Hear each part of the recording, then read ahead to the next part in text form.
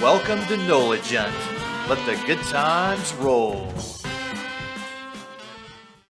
So, we're going to be talking about the secrets of New Orleans Mardi Gras balls and carnival balls. The first secret is in New Orleans, we pretty much use Mardi Gras and carnival interchangeably, so they refer to the same thing when we talk about a carnival ball or a Mardi Gras ball.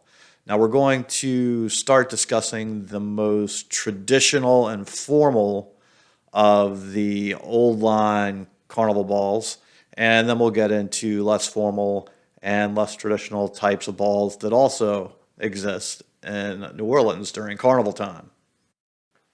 Our next secret is that Mardi Gras and carnival balls are put on by organizations known as crews.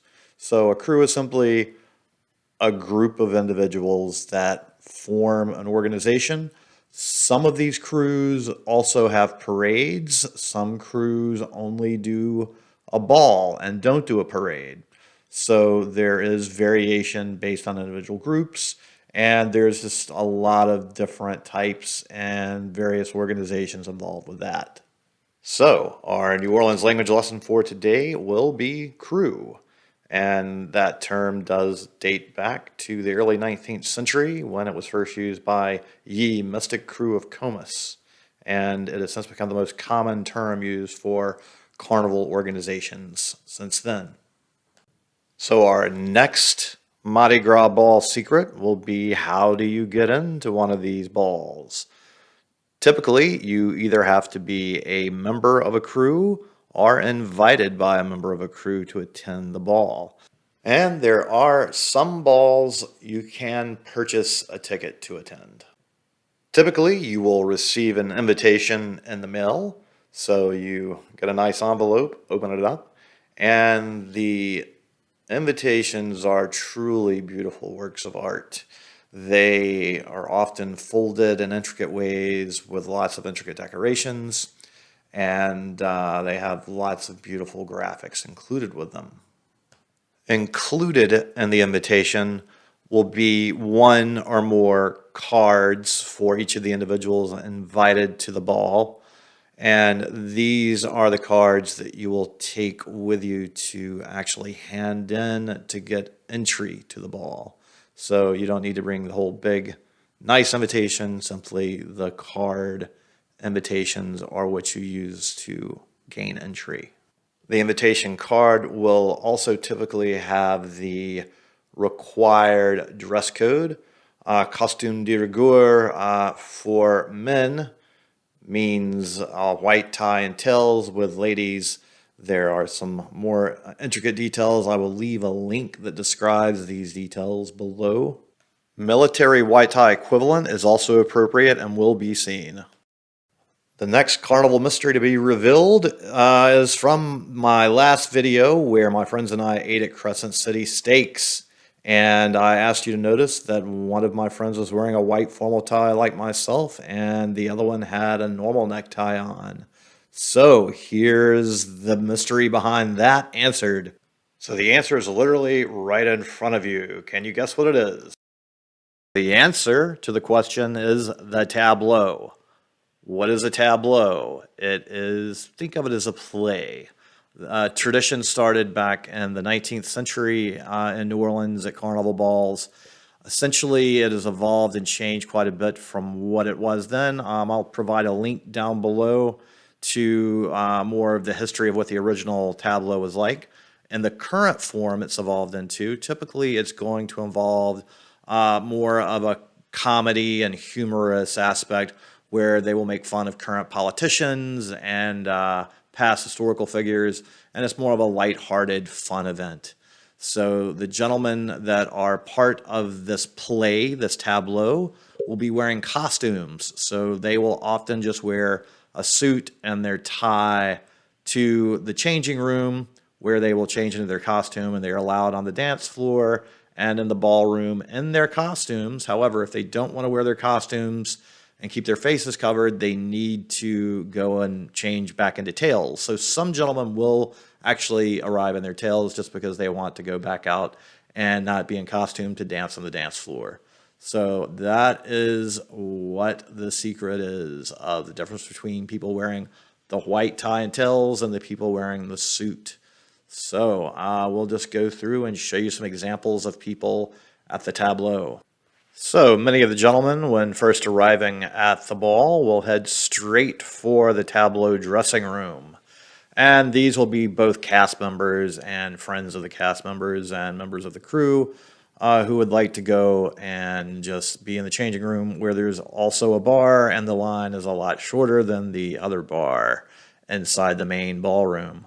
So all of the men are in there changing, getting into their costumes, getting prepared for the tableau, and everyone's having a really good time, enjoying some pre-ball drinks before going out.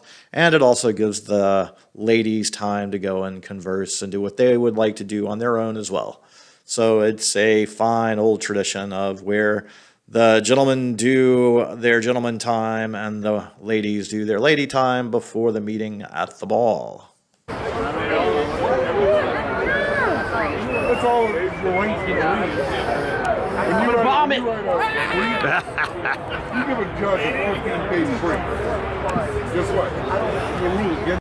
The time does finally arrive where the tableau is set to begin. So the cast members are called to the ball floor, and so everyone departs and prepares to enter into the ball. Entering into the ballroom is truly a glorious and fantastic experience, with so many wonderful decorations and the energy of the room palpitating all around you. It is a really exciting moment before any of the festivities begin. This is also a great time to scout out the area if you've never attended at this venue before, and make sure you know where the restroom facilities are, as they will be needed.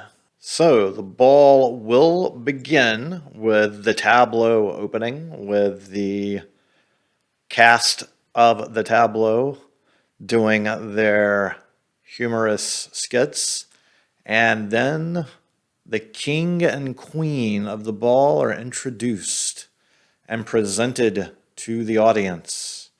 After the king and the queen have both been throned, then debutantes are brought out and presented to the audience and to the king and queen, as they are escorted and then placed in a semicircle on either side, flanking the king and the queen.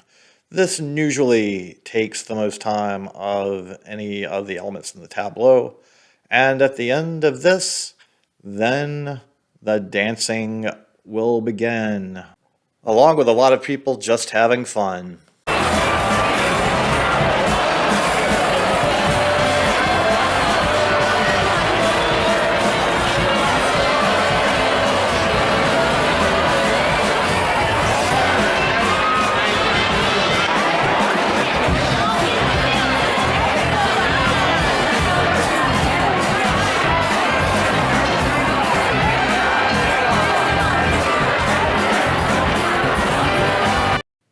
So, as the tail end of the ball gets in full swing, it is a nice moment just to step back and appreciate what a sheer, wonderfully amazing spectacle this event is.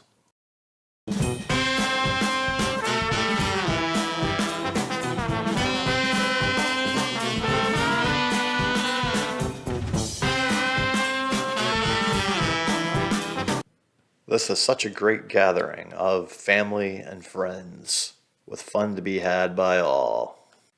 It's a great time, and many fun memories are made by all, with plenty of new friends and old friends being introduced into the mix, making for such a wonderful dynamic. As the unfortunate and inevitable end of the ball draws near, things might start to get a little hazy and foggy. So as everyone begins to depart, there's a choice to be made. Is it time to let the darkness overwhelm us and go home and go to sleep? Or shall we continue on to the next event that's part of the celebration? This is New Orleans, so the bright light of the continued celebration typically will continue for most folks involved. The breakfast will have the people that were able to continue from the previous celebrations come in and have a little food and continue drinking and socializing until the quite wee hours of the morning. Well, I'm hungry. Let's eat.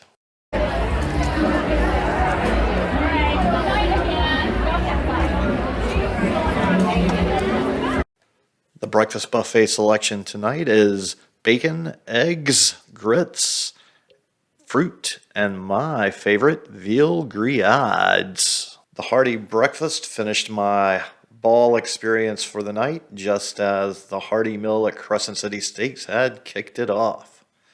So there you have a good example of a typical New Orleans Mardi Gras ball, formal, classic experience. So let's now move on to discussing some other types of New Orleans carnival balls. So there are costume balls, such as Mom's Ball. There's the Crew of Oak. The Crew of Tux typically does more of a fun costume ball. And then the Intergalactic Crew of Chewbacca's has a sci-fi theme costume extravaganza. So the one last secret of Mardi Gras and carnival balls that I have to give you is that for people in New Orleans, carnival balls start on 12th night. So that will be in the beginning of January. And then the carnival season goes through and doesn't end until Mardi Gras Day, which varies based on the date of Easter, when we have the meeting of the courts of the crews of Comus and Rex. And when that happens, that is the ceremonial end of Mardi Gras. And then the New Orleans Police Department will ceremoniously clear Bourbon Street for the official end of the carnival season. The Rex Ball and the meeting of the courts of Rex and Comus are actually televised live. I will provide a link to the Rex website below, which gives details on how you can watch that. And also it has a lot of great information on carnival ball history, traditions, and protocols. Well, I hope you learned a little something, and if you have any questions, post them in the comments below. Thanks for joining us. If you would like to follow me on Yelp, I have thousands of pictures and reviews on there. You can also follow me on Instagram for more photos. And please like this video and subscribe to the NOLA channel. We would also love it if you would help us out on Patreon and help the channel continue to have more content produced. Thank you very much.